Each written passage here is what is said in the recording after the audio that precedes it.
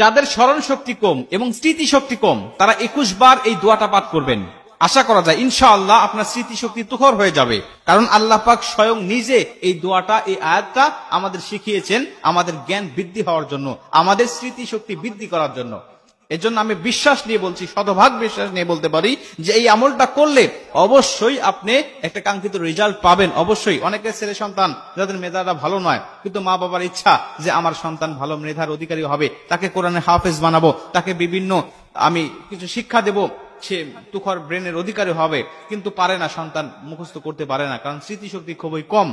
অনেক ছাত্রছাত্রীরা আছে যারা দিন রাত পরিশ্রম করে লেখাপড়া করে কিন্তু মনে রাখতে পারে না, স্মৃতিশক্তি কম।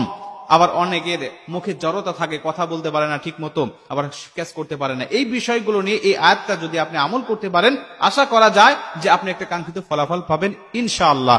প্রিয় ভাইরা আমার, লক্ষ্য করেন বর্তমান গবেষকরা বলছে যে মানুষের মেধা শক্তি, স্মৃতিশক্তি আগের মানুষের তুলনায় বর্তমান প্রজন্মের অনেক অংশে লোপ পেয়েছে, তাদের স্মৃতিশক্তি অনেকটা দুর্বল। এই দুর্বল হওয়ার পিছনে তারা কয়েকটি কারণ উল্লেখ করেছে।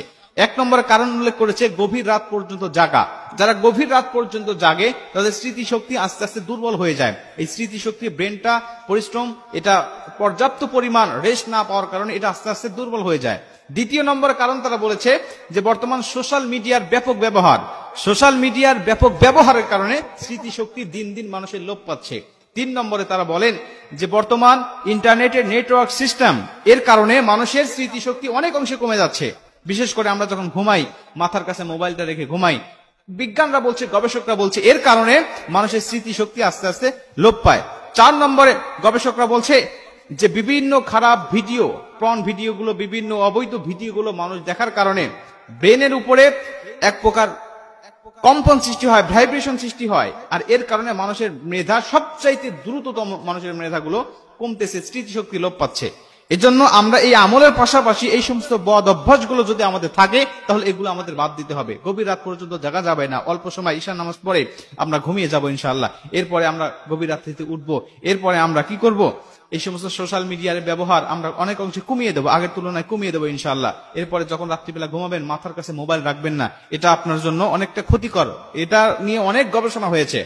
প্রিয় ভাইরা আমার, এই সমস্ত বাদ দিয়ে এই আমলগুলো আপনি করবেন। এক নম্বরে আল্লাহ রাসূল সাল্লাল্লাহু আলাইহি ওয়াসাল্লাম আমাদের বিভিন্ন হাদিসের মধ্যেও বলেছেন, আর পবিত্র কুরআন সূরাতুত তাহার মধ্যে 114 নম্বর আয়াত, 114 নম্বর আয়াতের মধ্যে আল্লাহ পাক বলেন রব্বি জিদনি ইলমা, রব্বি জিদনি ইলমা, মানে রবের কাছে আমার ইলম, আমার জ্ঞান, আমার স্মৃতিশক্তি বৃদ্ধি করার জন্য রবের কাছে দোয়া করছে, হে আমার রব তুমি আমার জ্ঞান বৃদ্ধি করে দাও, তুমি আমার ইলমকে বৃদ্ধি করে দাও।